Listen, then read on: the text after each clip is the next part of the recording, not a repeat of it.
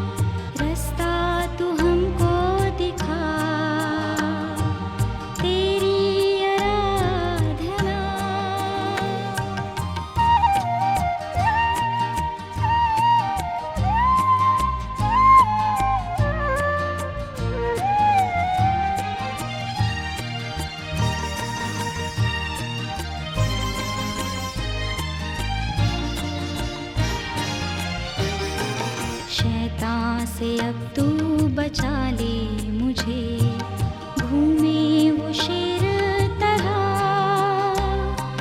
शक्ति तू ऐसी दे दे मुझे, पाऊं मैं उस पर फतह, पाऊं मैं उस पर फतह। तेरी आराधना करते हैं हम सदा, आए शरण में तेरी। रास्ता तू हमको दिखा, रास्ता तू हमको दिखा। तेरी आराधना।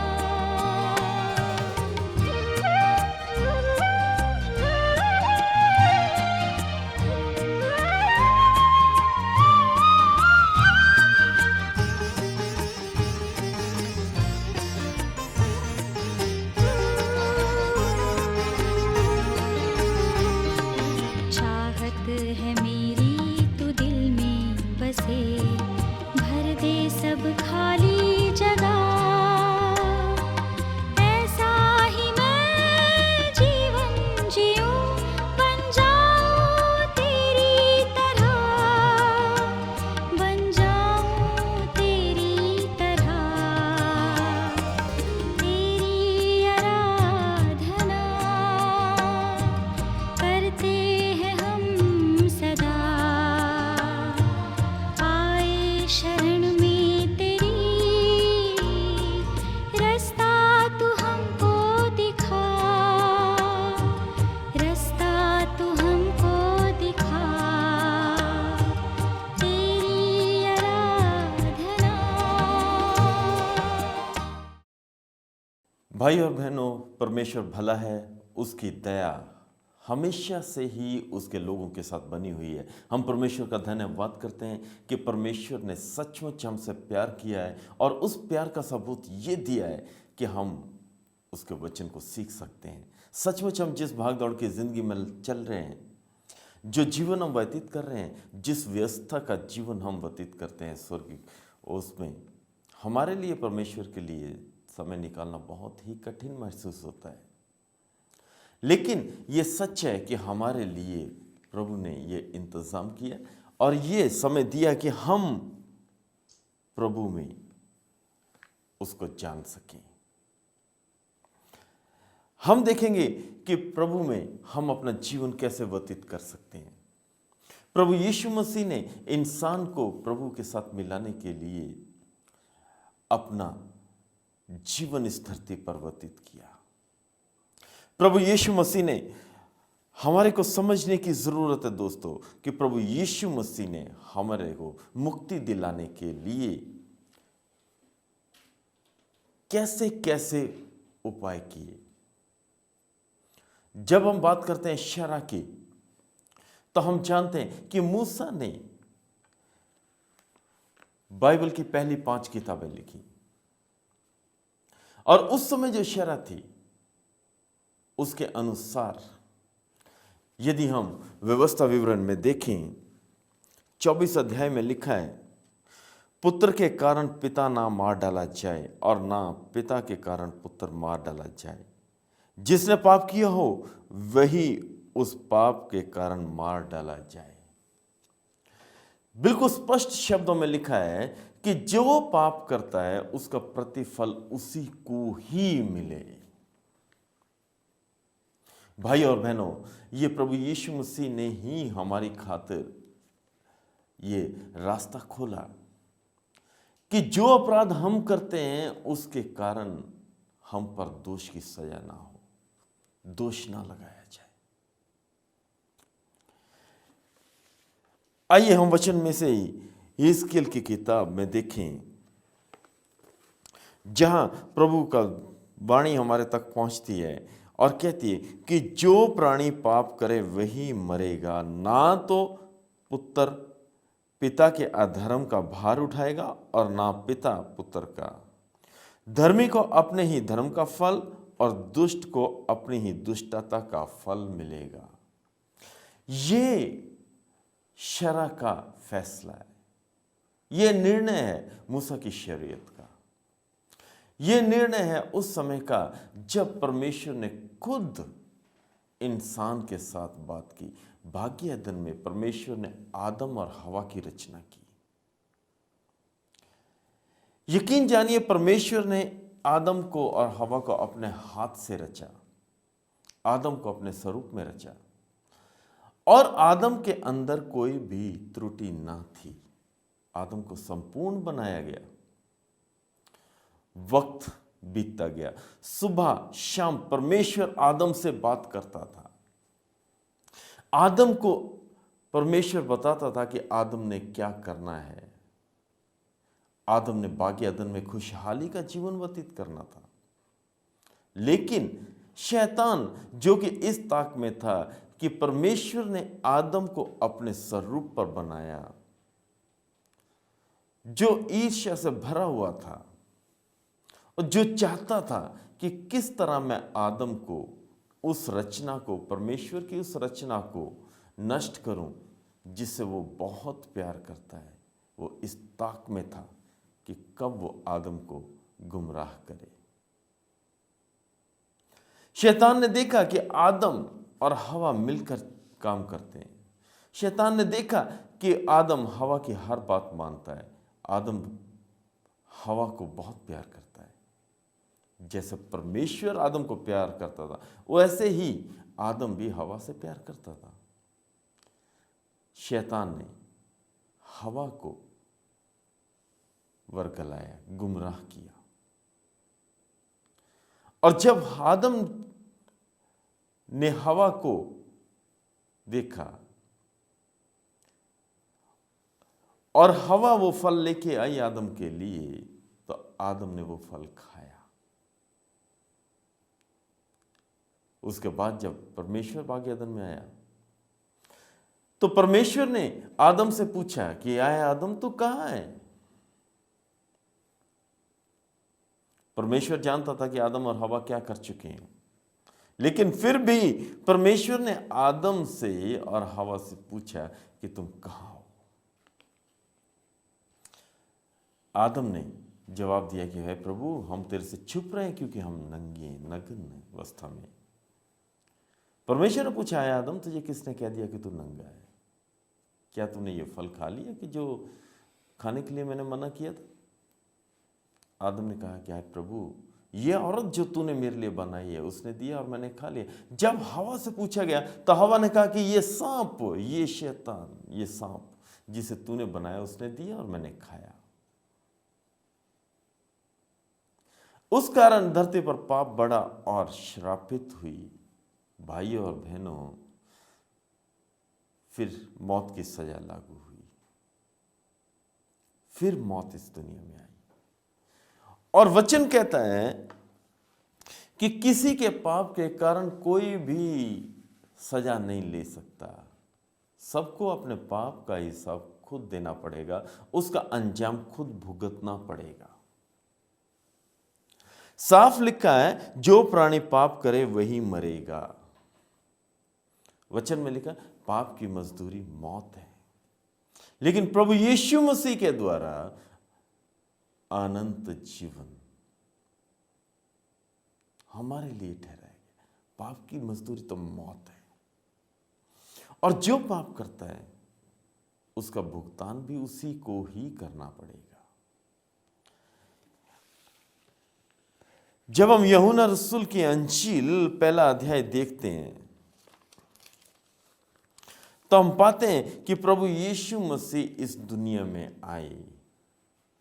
उन्होंने मानव जाति को बचाने के लिए मानव रूप धारण किया। यूहन्ना रसूल की अंजील पहला अध्याय उसकी 14 वचन में लिखा है, और वचन देहधारी हुआ और अनुग्रह और सच्चाई से परिपूर्ण होकर हमारे बीच डेरा किया। प्रभु यीशु मसीह ने जन्म लिया, मानव रूप धारण किया, और लिखा कि प्रभु यीशु मसीह सच्चाई और धार्मिकता की मूर्त थे। कोई कमी नहीं थी, और हमने उसकी ऐसी महिमा देखी जैसे पिता के इकलौते की महिमा। प्रभु यीशु मसीह पिता का इकलौता पुत्र, और इकलौते की महिमा में वो इस दुनिया में आए।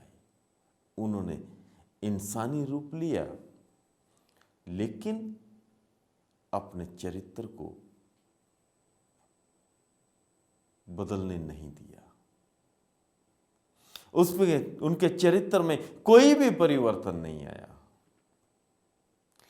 वचन गवाह है कि प्रभु यीशु मसीह ने जब तक भी, जितना भी समय इस धरती पर बिताया, बिल्कुल पाकीज़गी और बिल्कुल सच्चाई के साथ बिताया।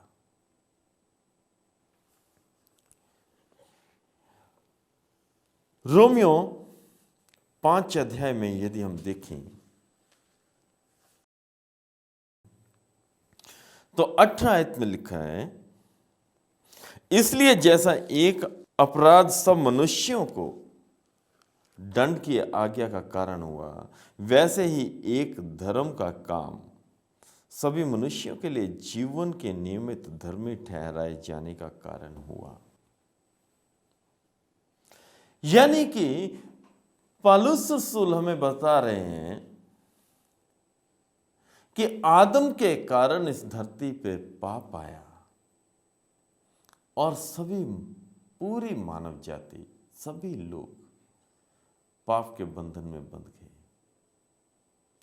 पाप की अधीनगी में आ गए। लेकिन प्रभु यीशु मसीह की धार्मिकता, प्रभु यीशु मसीह की पाकीज़गी ने हमारे लिए धर्म का मार्ग खोल दिया,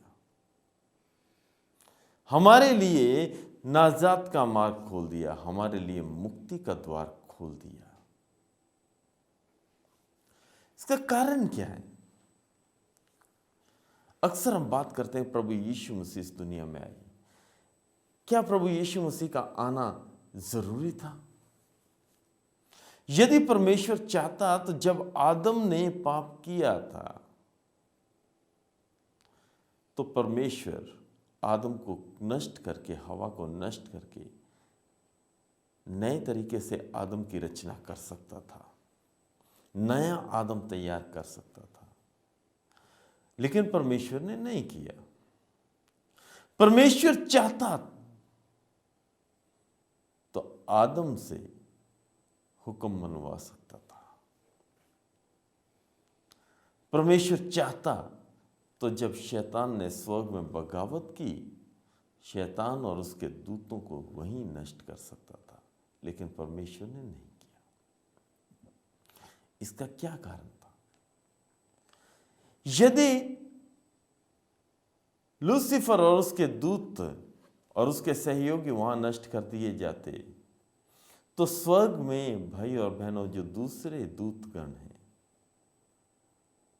उनके बीच में भय का माहौल पैदा हो जाता कि परमेश्वर जबरदस्ती हमसे अपनी उपासना करवाता है। यदि आदम को नष्ट कर दिया जाता तो ये एक इतिहास बन जाता कि परमेश्वर प्यार करने वाला नहीं लेकिन डराने वाला परमेश्वर है। मानव जाति पर डर का साया छा जाता। इसीलिए पौलुस रसूल कहते हैं कि जैसे एक अपराध सब मनुष्यों के लिए दंड की आज्ञा का कारण हुआ, वैसे ही एक धर्म का काम भी सब मनुष्यों के लिए जीवन के नियमित धर्मी ठहराए जाने का कारण हुआ। परमेश्वर ने हमारे लिए द्वार खोल दिया। परमेश्वर पिता ने अपने पुत्र को भेजकर हमारे लिए मुक्ति का द्वार खोल दिया। लेकिन चुनाव हमारा है कि हमने क्या चुनाव करना है। क्या हम चाहते हैं कि हम मुक्ति में प्रवेश करें? क्या हम चाहते हैं कि परमेश्वर हमें बचाए? क्या हम चाहते हैं कि हम परमेश्वर के राज्य में शामिल हों? यूहन्ना रसूल की अंजील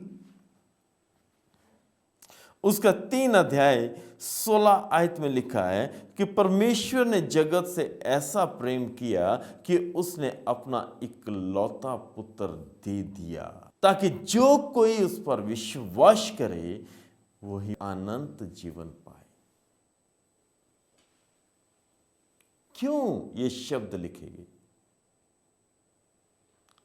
ये इसलिए लिखे गए क्योंकि प्रभु यीशु मसीह कामिल इंसान और कामिल खुदा है, संपूर्ण मानव का रूप धारण करके जीने का रास्ता दिखाया। परमेश्वर का पुत्र होने के नाते उन्होंने अपनी धार्मिकता और सच्चाई और न्याय को कायम रखा। लूका रसूल के अंजील में बताया गया कि प्रभु यीशु मसीह की भी परीक्षा हुई। प्रभु यीशु मसीह को भी परीक्षा का सामना करना पड़ा। लेकिन जब प्रभु यीशु मसीह को परीक्षा का सामना करना पड़ा तो प्रभु यीशु मसीह डगमगाए नहीं। प्रभु यीशु मसीह अपने आप को आने वाले समय के लिए तैयार कर रहे थे। उन्होंने पिता से प्रार्थना की।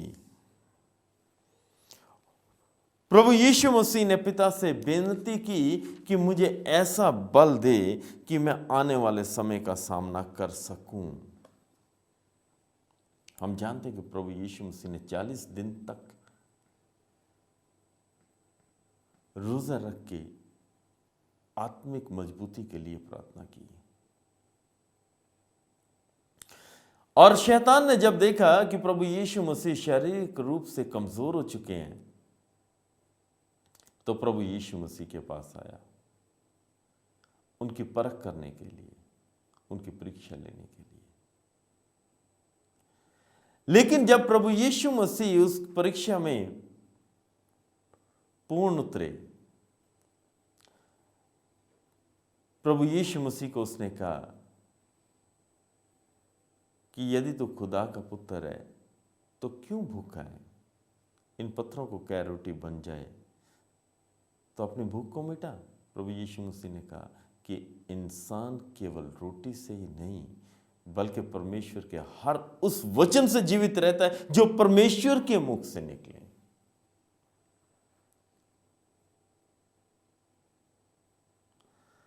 जब शैतान ने कहा, ऊंची जगह ले जाकर शैतान ने कहा कि तू मेरे को दंडवत कर, तो ये धरती का सारा राज्य मैं तुझे दे दूंगा।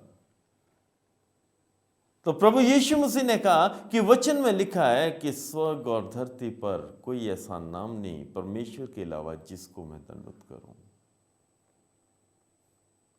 भाई और बहनों, शैतान आज भी परमेश्वर के लोगों को परमेश्वर से दूर करने में लगा हुआ है। आज भी शैतान की यही कोशिश है कि वो परमेश्वर के लोगों को गुमराह करे। आज भी शैतान यही कोशिश करता है कि कैसे वो किसको नष्ट करे, क्योंकि धरती पर उसका भी अधिकार है। ये हम देख सकते हैं, स्पष्ट देख सकते हैं कि हर जगह जब भी हम टेलीविजन ऑन करते हैं या अखबार पकड़ते हैं तो हमारे को हाहाकार ही देखने को मिलता है। चारों तरफ बुराई ही बुराई है। लोग परेशान हैं, लोग कानून व्यवस्था से परेशान हैं क्योंकि लोग कानून व्यवस्था की धज्जियां उड़ाते चले जा रहे हैं। आज न्याय प्रक्रिया को हम देख सकते हैं। हमें देखने को मिलता है कि पहली बात तो न्याय होता नहीं, अगर हो तो उसमें समय बहुत लगता है, या दोषी बच जाता है और निर्दोष को सजा हो जाती है।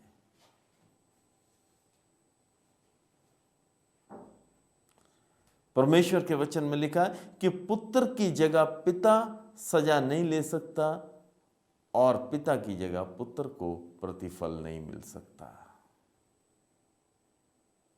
लेकिन हमारे प्रभु यीशु मसीह ने अपनी जान देकर हमारे लिए मुक्ति का द्वार खोल दिया।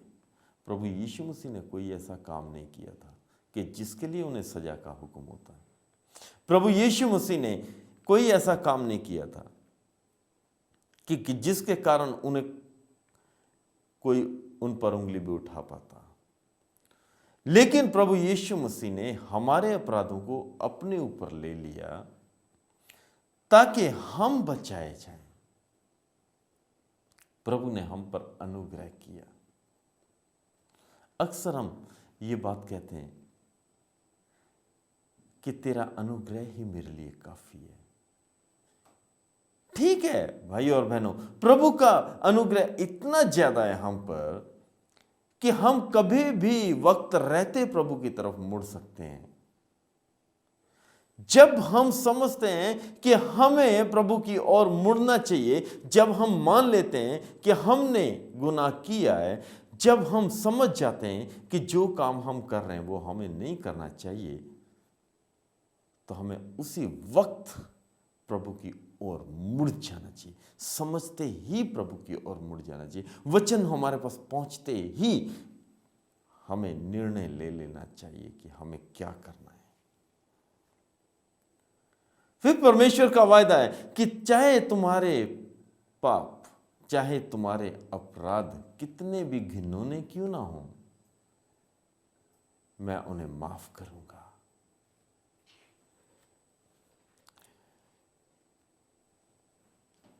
रोमियो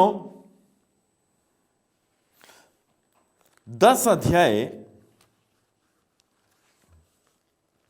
में यदि हम देखें तो यहां लिखा है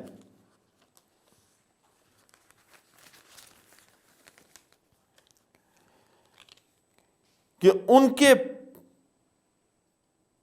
पांव क्या ही सुहावने हैं जो अच्छी बातों का सुसमाचार सुनाते हैं।